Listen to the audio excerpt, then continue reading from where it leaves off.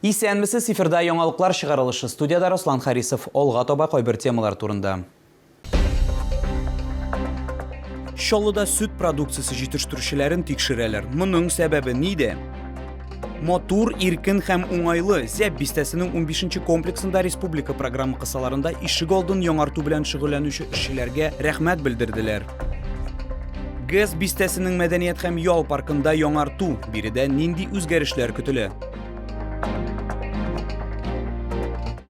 Шоллуда сүт продукциясы жетіштірушілерін текшірелер. Бұлар барысы да йолған ризықларыны базар әйләнішінен шығару үшін керек. Мәселен, қойбір жетіштірушілер әшіген сүтні яңа сүт білен қуша. Соқлану уақытын арттыру үшін соды үсті ола. Бұлар хақында алдағы материалда сөйлербіз. Михайловлар гаиләсе 5 ел дәвамында Тукай районының Мәләкәс авылында фермерлык белән шөгыльләнә. Аларның хуҗалыгында 10 савым сыеры бар. Ләкин быел гына алар сүт продукциясын сатарга булганнар. Чаллы шәһәре башлангыч ноктага әйләнгән. 10 сыерыбыз бар. Июнь айында сата башладык булай сөтне. Анализны гел тикшереп торалар. Чаллы халкы бик ярата. Ләкин ветеринария белгечләре тикшереп карамыйча ышанмыйлар. Мәсәлән, сөтнең майлылыгы, тыгызлыгы, төрле катнашмалары булуы анализланган. Экспертиза күрсәткәнчә, барлык күрсәткечләрдә нормада. Безнең төшерү төркеме төрле җитештерүчеләрдән 4 шешә сөт сатып алды. Кайбер брендлар инде билгеле, башкалар Чаллы базарына гына керә. Экспертиза өчен масса өлеше 3%-тан артык булган пастеризацияләнгән сөт сайланган. Саклау шартлары һәм температура режимы үтәлгән. Экспертиза күрсәткәнчә, беренче санлы сөттә күрсәткечләр нормада. Икенче, өченче, дүртенче пробаларда фальсификация күренә. Анда белок содержаниесе әз, жир әзәйгән, еще суда су күрсәтә сөттә. Мондый сөт сатылырга тиеш түгел. Ләкин бер генә үрнәктә дә катнашмалар табылмады. Эксперт сүзләренчә, кайбер намусы җитештерүчеләр әше сөтне яңасы белән куша. Яраклылык вакытын арттыру өчен сода, сыер авырулары вакытында продукциядә булырга мөмкин микроорганизмнарны басу өчен антибиотиклар өсти ала. Айзилә Шаймөхәммәтова, Эльмира Гайнетдинова, Кирилл Хабзей, яңалыклар. Әгәр сезне берәр проблема борчыса яки шатлыклы хәбәр җиткерәсегез килсә, безнең WhatsApp хезмәтенә мөрәҗәгать итегез. Фото сурәтләрегезне һәм видеоларыгызны 8939 311 3131 телефоны буенча көтеп калабыз.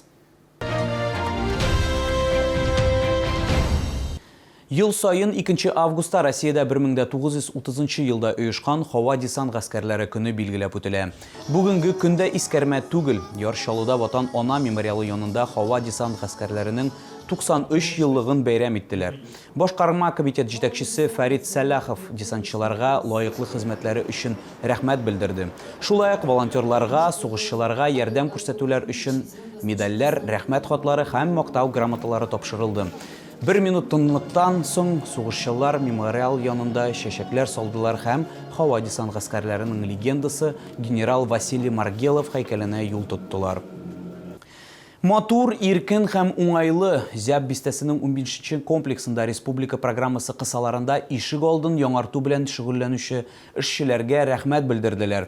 Бу инде шәһәрдә яхшы традициягә әверелде. Безнең төшерү төркеме башкарылган эшләрне бәяләде һәм халыкның төзүчеләрне нәрсә белән сыйлаганын карады. Эшчеләр өчен өстәл 15-нче комплекс ишек алдында ук әзерләнгән. 23-нче балалар бакчасы хезмәткәрләре алар өчен кыздырылган ризык, өчпочмаклар һәм кәбестә салаты әзерләгәннәр. Җирле артистлар Чаллы турында җырлар башкардылар һәм шигырьләр сөйләделәр. И награды. Дамир Данилович Габдрашитов. Самосвал йөртүче төзелеш, монтаж эшләре мастеры, юл эшчесе. Аларның һәрберсенә рәхмәт хатлары тапшырылды. Я вот эти бордюры возил на весь комплекс, и поребрики вот эти, весь материал вот мы возили. Настроение хорошее, будем продолжать в том же духе. У нас еще не закончилось, у нас еще впереди дворы есть другие. Праздник, вы видите, все народ радуется, уже хорошо, правильно? Что больше надо? Детишки, видишь, играются уже, смотрите, у них спортивные площадки, все как бы... Ну, какое-то занятие есть. 15.02 һәм 15.03 йортлары арасындагы йорт яны территориясын яз көне төзекләндерә башлыйлар. Монда юллар киңәйтелгән, тротуарлар яңартылган, машиналар өчен парковка ясалган, уен мәйданчыгы төзелгән. У нас не было ливневки, нас затапливало. Затапливало и прямо доходило до подъезда вода. А сейчас дожди вот пошли, смотрю, течет, вообще нигде ничего. Вот это очень большое счастье, правда. У нас изменения произошли масштабные. Довольны однозначно. У нас стало просторно. Конечно, стало меньше деревьев, но мы это восполним. Мы тут снова засадим, и все у нас будет замечательно. Яшелләндерүгә килгәндә безнең ишек алды программасыннан тыш шәһәр җитәкчелеге яшел үсентеләр утыртуны проектлауны башкарырга карар иткән. Наши жители очень сильно переживают за спиленные деревья, но мы подошли к этому с другой стороны. Мы сначала смотрим, какие есть существующие зеленые насаждения и какие надо посадить новые, какой высоты, какого цвета, какой лиственные, либо это будут ели. И эту работу уже провели. Все 84 двора у нас вот в этом вопросе запроектированы. Ремонт эшләре дәвам итә. Ишек алларында агачлар утыртуны көз көне оештыру планлаштырыла. Айзилә Шаймөхәммәтова, Ләйсән Габдрашитова, Артем Колесов, Яңалыклар. ГЭС бистәсенең мәдәният һәм ял паркында яңарту, яңа футбол мәйданчыгы хәзер спорт сөйчеләрне сөендерә. Паркта Чаллы халкының тагын нәрсәләр күрергә теләвен безнең төшерү төркеме ачыклады.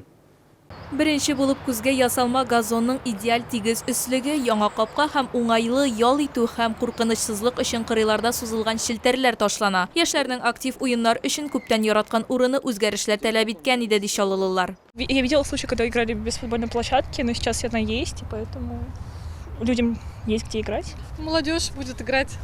Очень здорово, что у нас открывают такие площадки. Для молодежи это важно, спортом заниматься, продвигать вообще в Челнах футбол. Быел паркны төзекләндерү аеруча актив бара дип билгеләп үтә шәһәр халкы. Ләкин бу ел итүчеләр күрергә теләгән барлык үзгәрешләр дә түгел. Для велосипедистов была бы отдельная дорожка. Вот это вот да, это было бы хорошо. То ведь страшновато ходить. В этом году начали скашивать вот эту траву и кустарники. Я считаю, это очень хорошо. Особенно мне кажется, еще хорошо для молодежи, что в основном это школьники делают. После того, как занимаешься, душевой кабины. Вот. Знаете, в жару очень хорошо было, конечно, душевой кабины какой-нибудь. Футбол кырының мәйданы 1000 квадрат метрдан азрак тәшкил итә. Денежные средства на площадку для игры в футбол выделены по республиканской программе универсальной спортивной площадки. В настоящий момент идет процесс передачи объекта в пользование. Мәйданчыкны урнаштыру буенча эшләр быел май айында башланган. Хәзерге вакытта төзелеш тәмамланган. Футбол кыры август ахырына кадәр ачылачак. Айзилә Шаймөхәммәтова, Искәндәр Мирзагитов, Ленар Султанов, Яңалыклар. Бу сезгә җиткерәсе соңгы мәгълүматыбыз иде. Мин Руслан Харисов сезнең белән сау булашам. Исән имин булыгыз.